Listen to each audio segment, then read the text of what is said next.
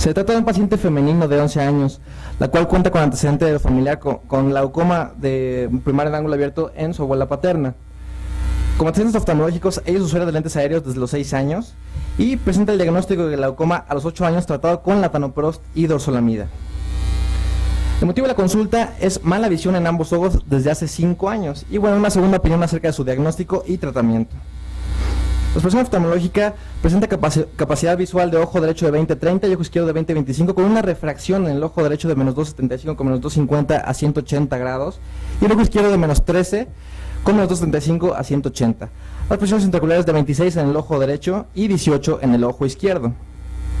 Esta es una foto clínica panorámica de superficie del ojo derecho donde podemos apreciar una discreta hiperemia difusa en la conjuntiva vulvar, la córnea clara y un acercamiento podemos apreciar llama la atención esta opacidad circunlineal periférica corneal, la cual predomina en la parte superior y la parte temporal.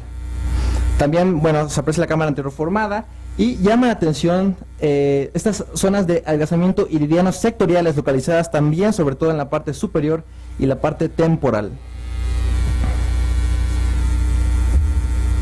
Esa es la foto del ángulo donde es importante mencionar que existen adherencias iridocorneales en el cuadrante temporal, cuadrante superior, que corresponden clínicamente con la opacidad corneal periférica, descrita anteriormente. El cuadrante nasal y cuadrante inferior no se aprecian las estructuras normales del trabéculo. Esa es una foto clínica del ojo izquierdo, donde igualmente hay una conjuntiva vulvar con una hiperemia muy leve difusa, la córnea clara, y también llama la atención la presencia de esta opacidad corneal periférica circunlineal, localizada también sobre todo en la parte superior y en la parte temporal. La cámara anterior se encuentra formada la pupila con una discreta discoria y corectopia hacia la parte superotemporal y también se encuentra la presencia de este adelgazamiento iridiano sectorial localizado en la parte superior y temporal. En la gonoscopía igualmente hay adherencias iridocorneales sobre todo en la parte superior y temporal, y en el cuadrante inferior y nasal no se aprecian igualmente las estructuras del trabéculo. Este es un corte con la emprendedura solamente para que observen detenidamente cómo existe un discreto estrechamiento, sobre todo hacia la parte central de la cámara anterior, con respecto a la parte periférica. Igualmente un corte con la emprendedura del ojo izquierdo, donde si se fijan existe un estrechamiento, sobre todo en la parte central con respecto a la parte periférica. Esta es una foto por retroiluminación bajo dilatación, donde apreciamos un cristalino claro y importante mencionar que aquí se aprecia la zónula en toda la circunferencia del cristalino. Es importante mencionar también que durante la exploración no se detectó facodonesis. Un corte con lámpara hendidura donde aparentemente clínicamente aparenta un diámetro anteroposterior cristaliniano aumentado. Una foto bajo dilatación igual del ojo izquierdo donde se aprecia igual la zónula en toda la circunferencia. Un cristalino también claro. Un corte con lámpara hendidura donde igualmente aparenta un diámetro apicristaliniano aumentado. Este es un acercamiento donde podemos observar que efectivamente la zónula se encuentra, y eso es muy importante, íntegra en toda la circunferencia del cristalino y alargada. Tampoco en este ojo se detectó durante la exploración la presencia de facodonesis.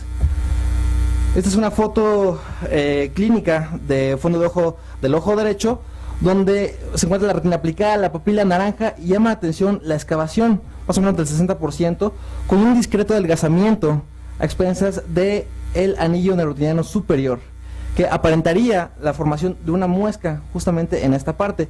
Y clínicamente también se detectó en esta parte, eso es muy importante decirlo, un aparente defecto de capa de fibras justo en esta zona, en este trayecto, que aparentemente también llega hasta la papila. En este acercamiento podemos evidenciar cómo este defecto de capa de fibras llega hasta la papila. El ojo izquierdo sin alteraciones. De tal forma que se solicitaron estudios de gabinete, primero campos visuales, los cuales no fueron confiables por exceso en los criterios de confiabilidad, y bueno, fue el primer campo visual que practicó la paciente, entonces es comprensible totalmente. HRT de ojo derecho, donde en el mapa topográfico podemos observar cómo hay un adelgazamiento del anillo retiniano, sobre todo superior, y el mapa de reflectancia lo clasificó con una clasificación de Moorfields fuera de rangos normales. El ojo izquierdo sin alteraciones. Se practicó una ecografía modo A, la cual reportó una longitud axial del ojo derecho de 22.31 milímetros, con un diámetro AP cristaliniano de 4.69 milímetros, y en el ojo izquierdo una longitud axial de 22.37 milímetros, con un diámetro AP cristaliniano de 4.72 milímetros. Se realizó una ultrabiomicroscopía, específicamente una prueba de penumbra. Esta prueba consiste en estimular la pupila con un estímulo luminoso y después se quita este estímulo luminoso y se valora si hay o no un bloqueo angular, ¿no? En base a la respuesta de la pupila. De tal forma que ante el estímulo luminoso vemos cómo hay miosis de la pupila y después en la penumbra se dilata la pupila y se valora si existe o no bloqueo angular. El reporte de ecografía es que sí, efectivamente existe, probablemente más bien existe un bloqueo angular, no fue determinante.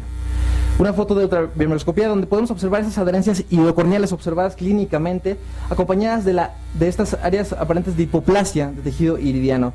Y, muy importante, un contacto irido-lenticular entre el iris y el cristalino mayor de 600 micras en ambos ojos. Se le practicó un OCT visante del ojo derecho, donde podemos evidenciar también estas adherencias iridocorneales ya descritas clínicamente, y una profundidad de cámara anterior en la parte central de 1.56 milímetros. Hay que recordar que lo normal es aproximadamente más de 2.8 milímetros. Un OCT visante del ojo izquierdo, donde igualmente se observan las adherencias iridocorneales, y una profundidad de cámara anterior de 1.20. Un paciente femenino que por un lado presenta adherencias iridocorneales e hipoplasia de iris, que esto conlleva una alteración estructural del trabéculo y con ello un glaucoma secundario de ángulo cerrado. Y por otro mecanismo, presenta la paciente microesferofaquia, la cual, como ya bien mencionaron, puede originar un bloqueo pupilar y con ello también un glaucoma secundario de ángulo cerrado. Revisando la literatura, no existe una clara asociación entre estas dos entidades. Por lo tanto, se decidió abordar al paciente clínicamente como dos diagnósticos diferentes, clínicos diferentes.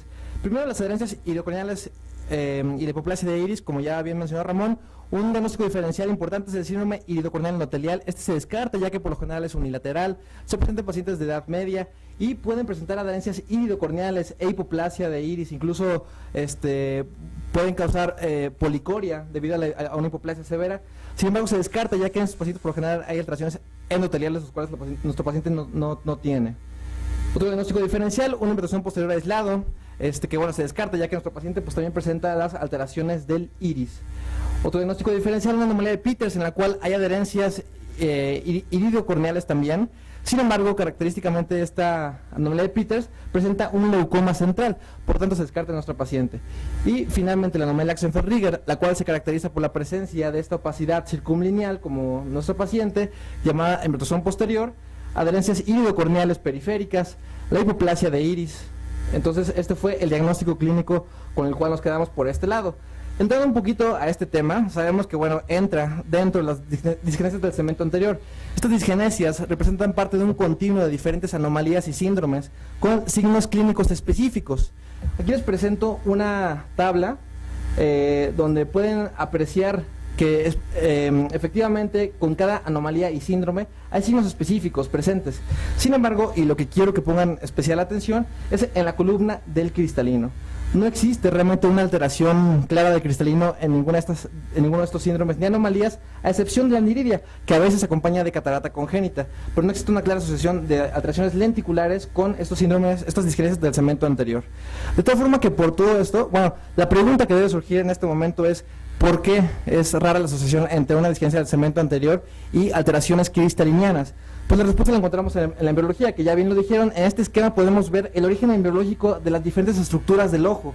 Podemos ver cómo el estroma corneal, el endotelio corneal, el trabéculo, el epitelio pigmentado anterior del iris derivan de las células de la cresta neural, mientras que el epitelio corneal y el cristalino derivan del ectodermo superficial. Es por esto, es este origen embriológico diferente de estas estructuras, la cual hace que sea muy rara una asociación entre una disgenesia del segmento anterior y una alteración del cristalino. Entonces, con todo esto, pues tenemos que hacer también diagnóstico diferencial, explicar que no hubiera alguna enfermedad que causara secundariamente también la paciente microesferofaquia. Los diagnósticos diferenciales de microesferofaquia son como, bueno, uno síndrome de Marfan, que raramente causa microesferofaquia, pero bueno, se descarta en nuestro paciente, ya que fenotípicamente no presenta ningún dato marfanoide. Otro que ya mencionaron, el síndrome de Lowe, que se descarta en nuestro paciente, ya que pues no tiene alteraciones metabólicas ni retraso mental. La rubéola congénita, que a veces acompaña de microesferofaquia, se descarta, ya que, por ejemplo, no tiene la sordera neurosensorial característica de esta rubéola congénita. Y sin lugar a dudas, el principal diagnóstico diferencial debe ser con síndrome de Weilmar-Quesani, que tal vez a primera vista de nuestro paciente, que ahorita la vamos a ver, podría aparentar en una primera instancia ver cómo sí podría tener Weilmar-Quesani. Los criterios diagnósticos de Weilmar-Quesani son estos: talla baja, braquidactilia, rigidez articular característicamente sobre todo de los miembros torácicos y la microesferofaquia. La paciente, como ven, puede parecer que tiene talla baja, ¿no? Aquí les pongo una foto con su mamá, la cual también pues tiene talla bajita.